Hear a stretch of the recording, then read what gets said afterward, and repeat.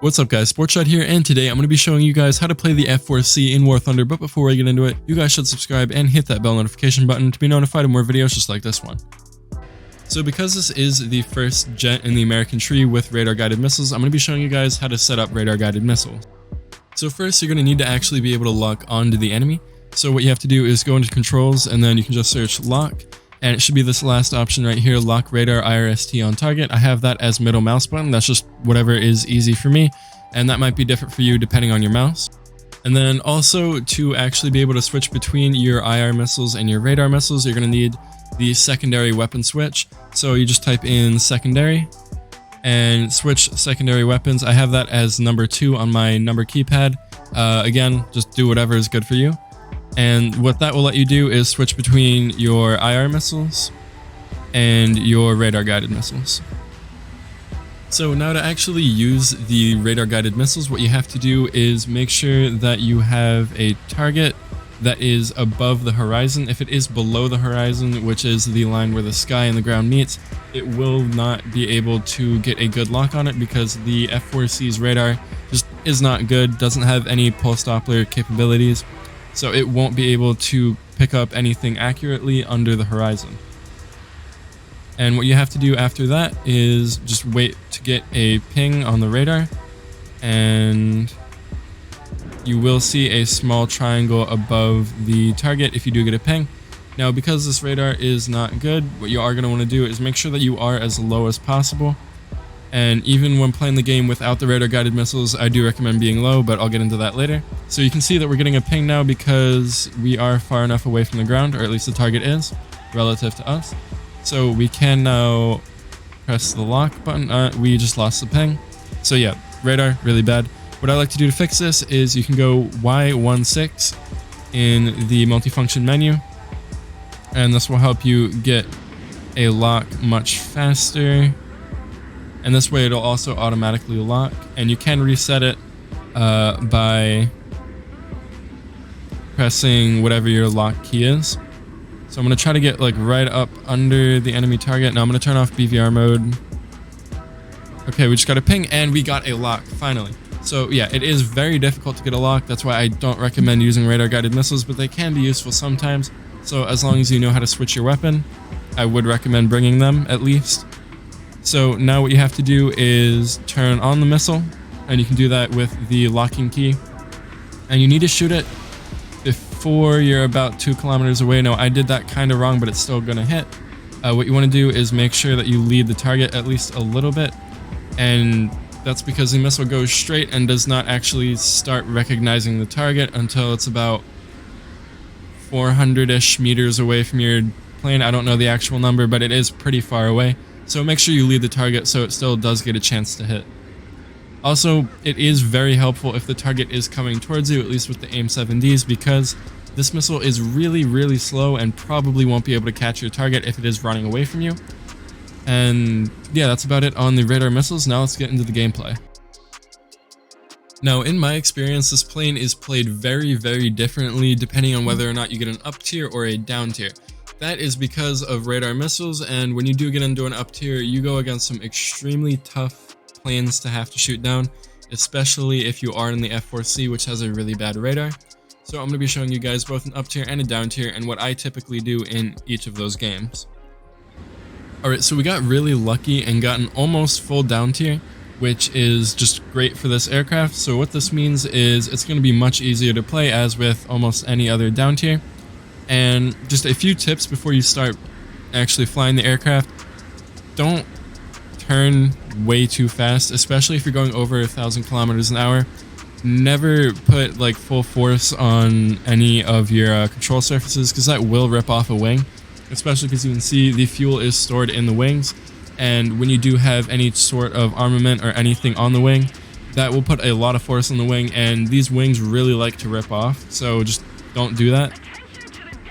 And then also what I like to do is stick pretty close to the ground, just in case I want to use my radar guided missiles, and go to the left or right a little bit, usually just towards one of the bases, and this will give me some good reaction time to whatever's coming out in front of me. So I do have a Jaguar coming out right there. I'm going to see if I can get a lock on it, but it is kind of far away. I do have a decent angle. Okay, I got a lock on a friendly. Okay, we got a lock on it. And this is where radar missiles come in really good in head-ons if he keeps coming straight towards me. And at about 4 kilometers, I'm going to launch. That's good. And he died. Okay, so now I'm going to try to get a lock on this Buccaneer. Okay, he went pretty low, so I'm going to switch to my IR missiles. There we go, and we should be able to get a lock here. And I'm not sure if this is the S1 or the S2. It has to be the S2. So he should have countermeasures. I swear I just saw a missile come up my screen.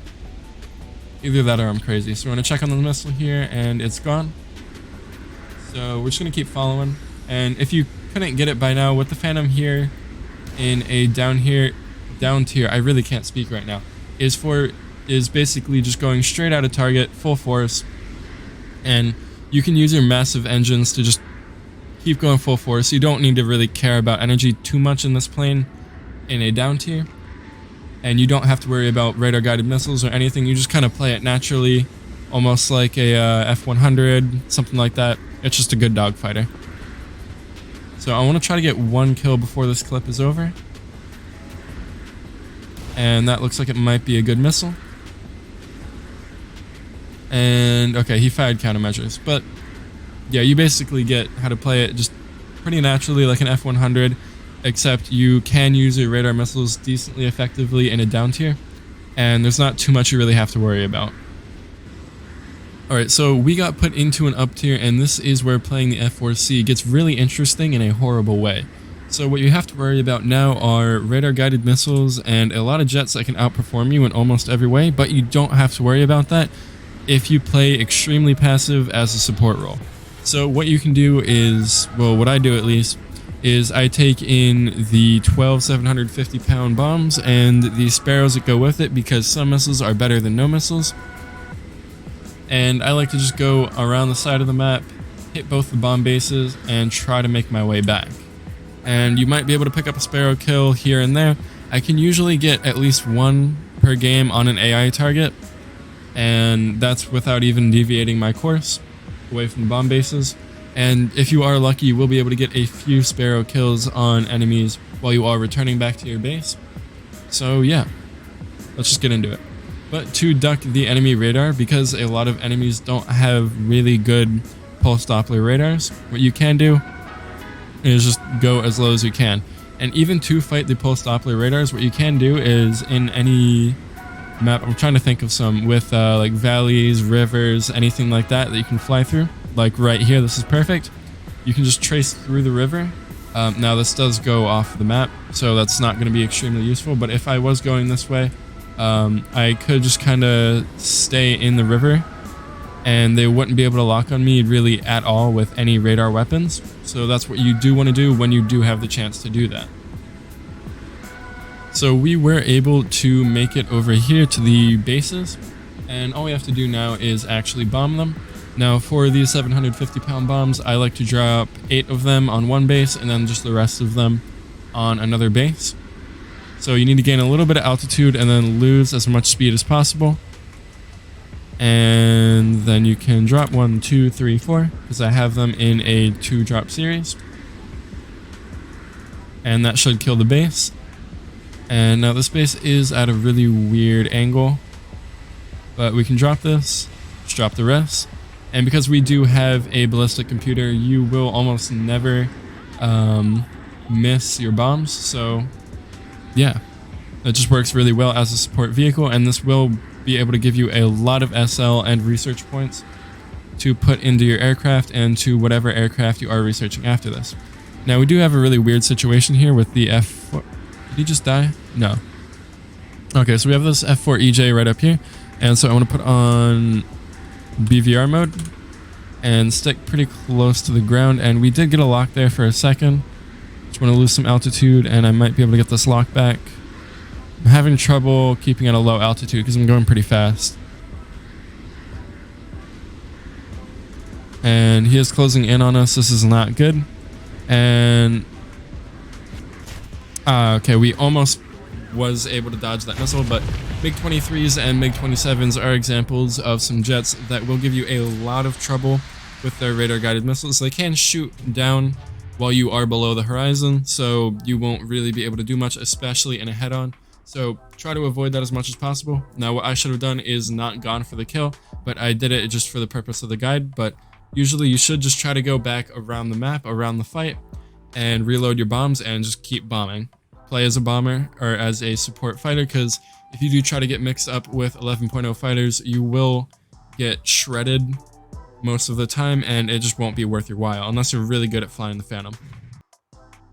And now, wrapping this video up, I'm going to be going over what your research priority should be, so what you should research first. What I like to do is I like to go for the RWR and the missiles up to the AIM-9E. Now, I did get the AIM-7D because I never used it before.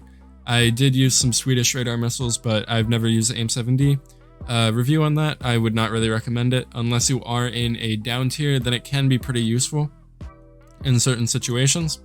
But after that, after all the missiles, what I would recommend is going for the bombs. Now, you really don't need the 1,000 pound bombs because they are per load less explosive mass than the 750 pound bombs that you can get. So I just wouldn't recommend going for them. They don't really help unless you are going to be using this in ground RB. And then after that, what I would like to go for is usually just the airframe, boosters, compressor, and the G-suit. And then after that, just fill in with whatever you want. Also, the gun pods can be really fun to get a lot of gun kills with in a down tier if you are good at leading the 20mm. Anyway, that's going to be about it, and thanks for watching. So yeah, see you in the next video.